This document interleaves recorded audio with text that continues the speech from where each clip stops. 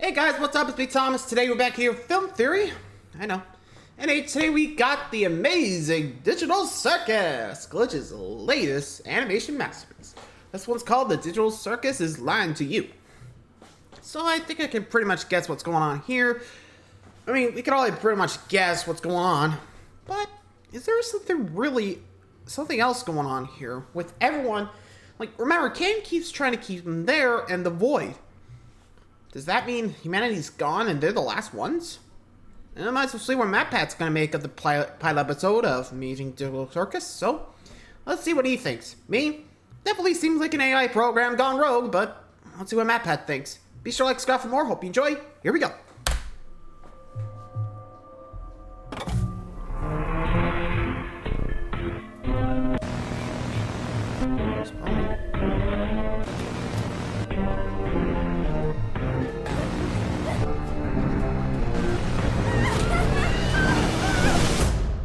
There is no escape.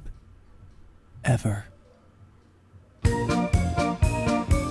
Hello, Internet. Welcome to Film Theory, Yo. the show that'll be theorizing day after day after day after day after day, and we don't know why. Let's talk about the Amazing Digital Circus, shall we? You, my friend, stumbled into Yeah, an don't worry. incredible world Got of 4 p.m. wonders, where anything can happen, except for swearing. Of course, see? Oh my gosh. In case you aren't caught up with this one, this is the latest series from the creative geniuses over at Glitch Productions. This one was written, produced, and directed by Gooseworks, a talented artist who also composed music for both Has-Been Hotel and Hell of a Boss. And their creativity and experience really come through with this one. I gotta say, you guys went crazy recommending this one to us across comments, GT Live, and our subreddits. And it's pretty darn easy to see why. blame Between us. the amazing Dark animation, humor, beautiful just moments, the and zany incredible cast moments. of characters, and a storyline Going wrapped up in abstract, like too. 18 different layers of mystery, this is the perfect show for us to dive into. And it's only Which the means that if pilot you haven't episode. watched We haven't the gotten first this full full episode thing yet, going. go do it. Watch it after this theory. Though I'd be surprised if you hadn't, because this thing already has like 30 million views across the platform. 50 now. It's doing mighty well for itself. But just so we're all on the same page for today's theories, the pilot follows a woman named Pomni, who's thrust into a strange Well, not digital his real world name. styled after a circus. Kane is the alongside one 5 gave it other to her. humans. Jax, the lovable jerk, Ragatha, the sweet optimist, Gangle, who can't hide her emotions, Zubul, who's made out of a bunch of random objects, and Kinger, who's been trapped there the longest and has gone kinda crazy as a result. The whole circus is run by a ringleader named Kane, who according to the show's website is a quote, wacky AI. And all of the humans are just subject to his every whim and desire. Gadzooks, you're right, Jax. We should have a brand new adventure for our new member,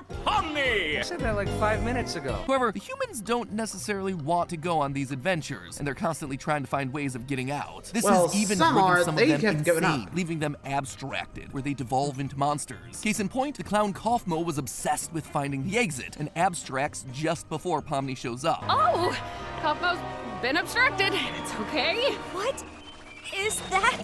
And yet, even when Pomni does get herself to the exit in this pilot episode, it doesn't go anywhere. It's just endless hallways and office spaces repeating. It is basically the back rooms. As it turns out, Kane made this fake exit, hoping to give the humans what they wanted. He just didn't know what to put on the other side. I do have to apologize for lying about the exit. I was having so much trouble figuring out what to put on the other side and ended up never quite finishing it. And more or less, that's where we leave the colorful cast of the Amazing Digital For now. Circus after this first episode. Now, already there's just so much world building here for us to dig into. So many questions posed that we want the answers to. Like, who's behind the Amazing Digital Circus? Is there an actual way out, or are they just trapped forever? Are characters like Kaufmo really gone, or can they be brought back in some way? And sorry to say, I don't have a whole lot of answers for those things. Not Yeah, yet. it's only For as one much episode. as Glitch and Gooseworks packed into the first episode, they've done the wise thing and not given us a whole lot of answers. But I do think they've given us plenty Gotta here wait to for more. theorize about. So here are 3 Amazing Digital Circus theories. Don't run for the exit doors yet, my friends. We're going in. Let's start things off a bit small scale Okay, here. first up. Theory number 1, everything in the show is literally a video game set in the late 1990s. Now, I mean, there's a considering the lot aesthetic, in I just this wouldn't be one episode that surprised. paints this as a video game But world. then For again, example, the right whole at the beginning, we see a headset. pixelated title card for the show that's obviously in the style of old school PC, PlayStation, and N64 games. This is further driven home in a secret video that you can find if you go to wackywatch.com, a URL shown on screen during the episode, which shows us the main menu for this game. We also see a yeah. flower pot fall to the ground and clip into it, kind of like an old school source engine glitch. Kane mentions that he created the digital world in the weird backrooms office area in a way that's very similar to how a game developer would create world spaces. Plus, when Pomni first enters the world, she says this. I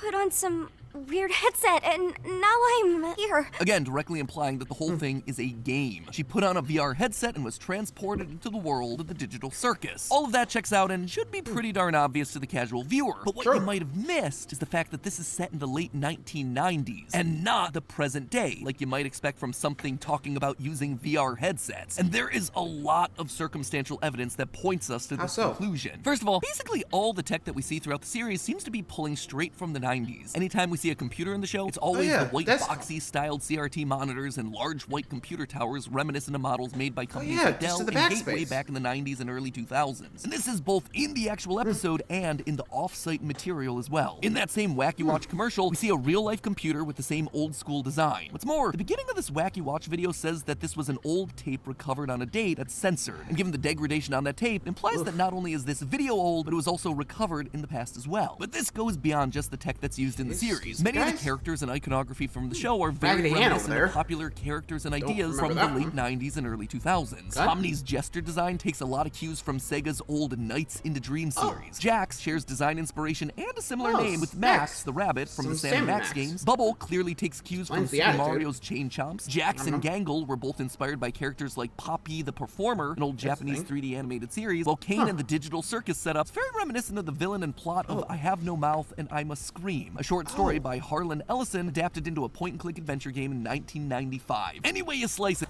You know, actually I think I mentioned that back when I was reacting to, like, the episode, you know?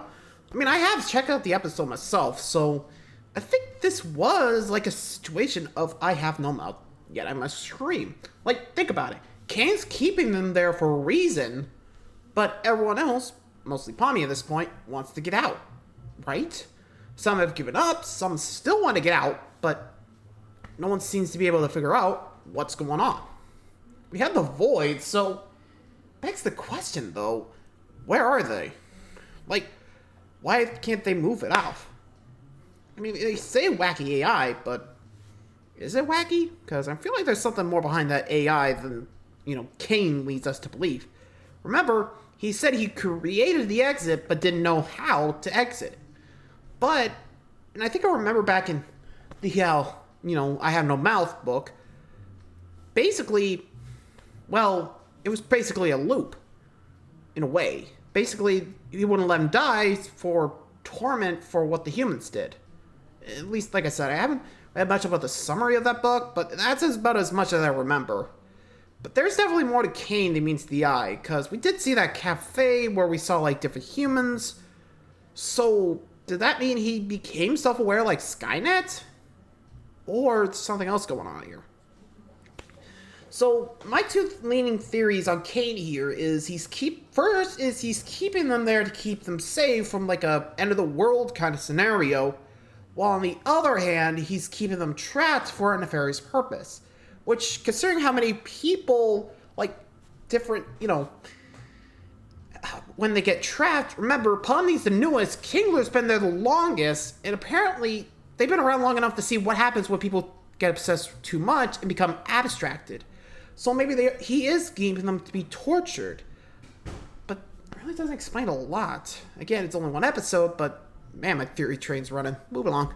It's very clear that the creators want the show to have the same 90s vibe that we're all so nostalgic for right now. But you might be thinking, hold on, they're talking about VR headsets here. That's a modern thing, right? Wouldn't this thing just be not really. There was the Virtual Boy rather than set in the 1990s? That's a pretty good call out. A lot of advances in virtual reality technology have only been made across the last decade, especially when you're talking about gaming. That doesn't mean that VR technology didn't exist back in the 1990s. And I'm not just talking about the rudimentary black and red wireframes of the Virtual Boy either. Back in 1991, Sega announced the Sega VR. In 1993, Virtuality created the Mega Visor display. And in 1995, Fort Technology hit us with the VFX-1 headset, just to name a few. And looking into old footage of all these things, it doesn't look too dissimilar to the sort of world that we see in the Amazing Digital Circus. Simple, flat textures, rudimentary shapes and polygons. There's not a lot of detail here, but that's for good reason. These headsets can handle a lot of detail. True story, I actually have some first-hand experience with these rudimentary headsets. The Great Lakes Science Center in Cleveland Cleveland, Ohio, actually had a special exhibit on VR technology in its basement when I was a kid, and it blew my mind. With the amount of wires and cables these things took to run, it felt like you were jacking into the Matrix, and you had to wait 45 minutes to put on one of these headsets, but all of a sudden, you were dropped into a video game. It was simple. I was walking through a purple field with a bunch of green triangular mountains in the background, but it was effective, and it captured my imagination for decades since. So much so that even though it was a 5-minute experience that happened in my life like 2 decades ago, I still remember it vividly to this very day. Anyway, MatPat childhood stories aside, the long and short of all of this, everything that we see in the series is pointing to this taking place in the past and not in the present. All of this has already happened from our perspective. We're just watching the events of the game unfold. So now that we know that we're in a 1990s video game here, let's dig a bit deeper, shall we? Theory number 2, Pomni helped create this hell simulation that they're currently stuck in. It's a pretty bold claim, so what would make me say that? Well, a couple of things. Firstly, one of the scenes that really jumped out to me while I was watching and rewatching the pilot was the sequence where Pomni's running through the back rooms on the other side of the exit door. At one point, she enters a more traditional looking office space with computers and cubicles before stopping and staring at one desk in particular. This is played as a big moment. We linger on this shot for a long time. Right there. The classic horror-esque dolly zoom hits both the desk and Pomni before she has herself a psychological break. The lights start to flicker and she cackles uncomfortably before running on. The whole thing is really menacing and off-putting and clearly meant to leave us with a big impression. Why? Well, because this desk isn't just some simulation that Kane cooked up in the back rooms. It's based on a real place in the real world of this universe outside of the simulation. A place that we actually see in the episode. At the very end, right before the credits roll, we zoom out of the circus and through the void, revealing that all of this has been taking place inside of a computer. That makes sense. We've already established that this right here is a big old simulation. But take a look at the computer and the desk. It's the exact same setup that we saw earlier in the episode in the backroom section. The same old equipment on the left, the same file cabinets on the right, the same retro monitor and keyboard and computer tower and speakers, the same VR headset and headphones. This is exactly the same, but clearly this one's in the real world. Not only have we literally zoomed out of the computer, implying that we're no longer in said simulation, but the lighting in the scene is much more natural. It's warmer. Sunlight is streaming through the nearby window, all at an angle because the sun's lower in the sky. This is not the flat computer simulation lighting that we've been seeing throughout the rest of the episode. That right there, the desk and computer setup existing both in the simulation and in the real world, is already a pretty interesting point, but why then would it point why would it point to Pomni? What causes her to go off the deep end and start laughing? Well, I think that subconsciously, Pomni recognizes that this is her desk. At the beginning of the episode, they make it clear that Pomni has lost her human memories. But this, I believe, is triggering a deep realization inside of her. Based on what we're given here, I believe that Pomni's human persona is an employee at CNA, the company developing the Digital Circus game and VR headset. And seeing it here inside the game unlocks some weird flash of her memory as to what's happening to get her into this situation. She's trapped in the very game that she helped to create. It's ironic, hence why she laughs. It's funny. It's darkly funny. I can see this being a huge reveal down the line, and one that could be potentially devastating for all the rest of our characters. For Pomni, obviously, but also for all the other characters who are trapped in here who would be seeing her as the one to blame for their current imprisonment. Also, real quick, super short micro theory. I don't think we have enough information to figure out what the initials in the company name C and A stand for, but one possibility that did jump out to me could potentially stand for Cain and Abel, partially named after the AI ringleader of the simulation Cain, which could then lead itself to a lot of interesting story possibilities. You see, Cain and Abel are a pair of brothers who are the sons of Adam and Eve, with Cain ultimately killing his brother and creating the first ever murder in the world. Anyway, you know how we love ourselves a good biblical reference here, and I just wanted to mention it in case we get more clues in future episodes. But something we do have more than enough to say about. Theory number 3, all the characters aren't actually humans trapped inside the digital circus. Instead, they're all digital copies of the brains of humans who've put on these headsets, cloned and then forced into the simulation. Now this is a pretty big swing. I mean, Pomni's first line of the series is practically, "Oh no, I'm a human who put on a headset and now I'm trapped here." And then Cain follows it up with this. My,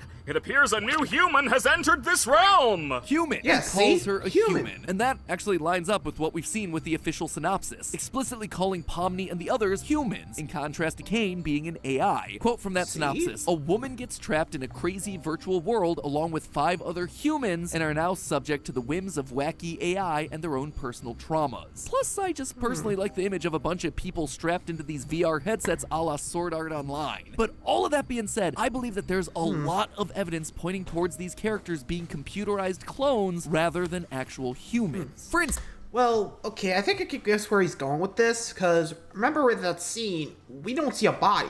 Like, the ending credits scene. Like, say Pomni actually was human and just put on the goggles, just as we saw, right? So, sorry, I'm trying to... put in words, but basically, her conscience got copied. She takes out the headset, but the copy conscience just got arrived. My thinking is maybe different consciences need like different processing times. I don't know. We do have other characters that could be showing up, like with the empty mannequin doors. I don't know if there's going to be more, but there might be. Let's keep an eye out just in case. Remember, it's only his first episode. But I could definitely see it. But would that mean these guys would eventually escape and realized, well, crap, we're all AI consciousness of people that are either long dead or living happy lives. Which, honestly, I could see happening. But if you know Glitch, they tend to, twist these kind of things. Like, say, murder drones. Normally would have been a plot of, robots getting revenge on humans, but there was a corrupt AI that, tried to kill everybody, right? And I think Metarun was running the same thing, a lot. Actually, now I think about it, other than Sunset Paradise, which was like a SG4 short, most of like the Glitch production stuff deals with AIs. There's like the AI stuff in Metarunner, which, gaming, I guess, but I think Tori's an AI. I mean, like I said, I haven't read much, but that's where I'm thinking went. I don't know. Then we had Murder Drones, which had, robots gaining sentience and, well, rogue AI. And now we got the Amazing Digital Circus, where it flat out says an AI. Right? It's just me, or has anyone else noticed that? It's so weird. Anyway, might have look up Metarunner and see how that story ended, but moving along. Instance, as I mentioned above, Pomni starts going a bit crazy when she sees her desk from the real world in the circus's back rooms. But think, what was actually on that desk? A headset. Pretty clearly right a there. headset that is not on any human's head. And that's not just a thing in the simulation, it's also on the desk in the real world too that we see in the final shot of the pilot. If there's a human trapped in the digital circus here with a headset firmly planted on their head that they can't get off, shouldn't they, be stuck there with the headset on their head? Given the little that we have to go off of right now, it makes more sense that Pomni put on the headset, had her consciousness copied into the game, and then she just took off the headset to go home. Meanwhile, Pomni in the game can't take it off because she's not a flesh and blood human anymore. She's a digital copy whose memories begin the moment the headset was put on. And even if we're wrong and this desk isn't Pomni's, all the other characters went through this exact same process when they first joined, as Jax hinted at when he sarcastically said, How do I take this headset off?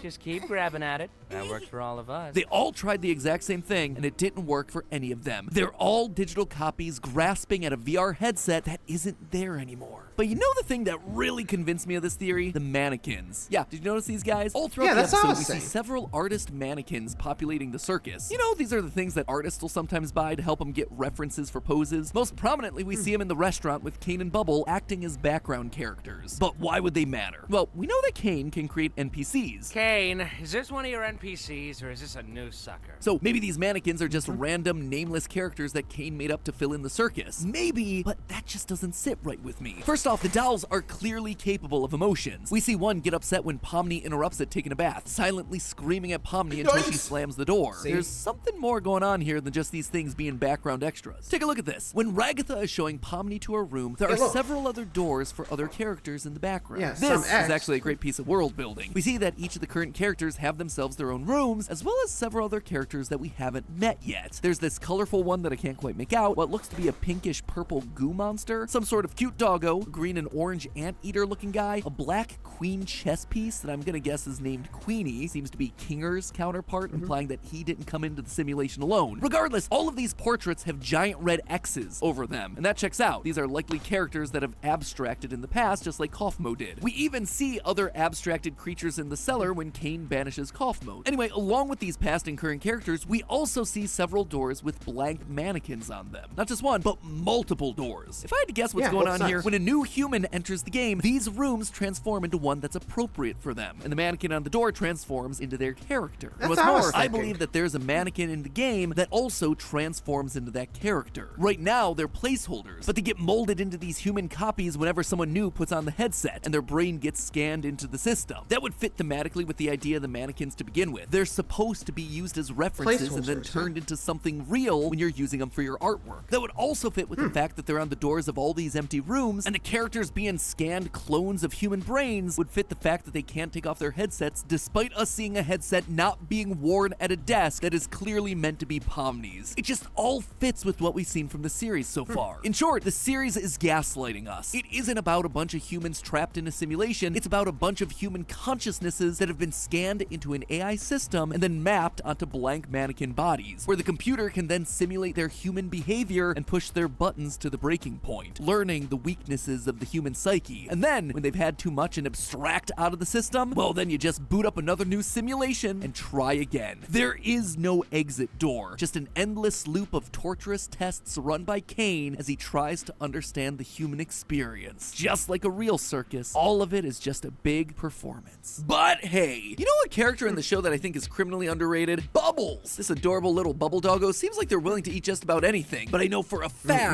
they would absolutely love the food from the sponsor of today's episode, Sunday's Dog Food. If you've followed the channel for a while, you'll know that I've always been more of a cat person, but a lot of Team Theorists are dog owners and absolutely adore their furry friends. And so when I told them about Sundays, they loved what Sundays was all about. Why wouldn't they?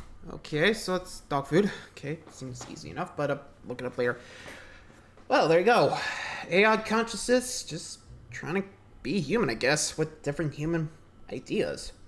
Which, I guess with different, like, aspects of the human mind, you know. Sorry, I'm trying to, like, get it right. There's, like, apathy with Za, paranoia with Kinger, you know, since the longest, I guess. He must have seen a lot of shit, literally. Jax, who's, well, more apathetic and more jovial, I guess, trickster. Pomni's new, so I don't know what she's supposed to represent. Like, hope? I don't know. No, that could be Raggy, you know? But, Like I said, we only have one episode, so we'll have to wait and see what happens, you know? Anyway, hope you guys enjoyed that theory. Let me know if you believe any of them. Till next time, see ya!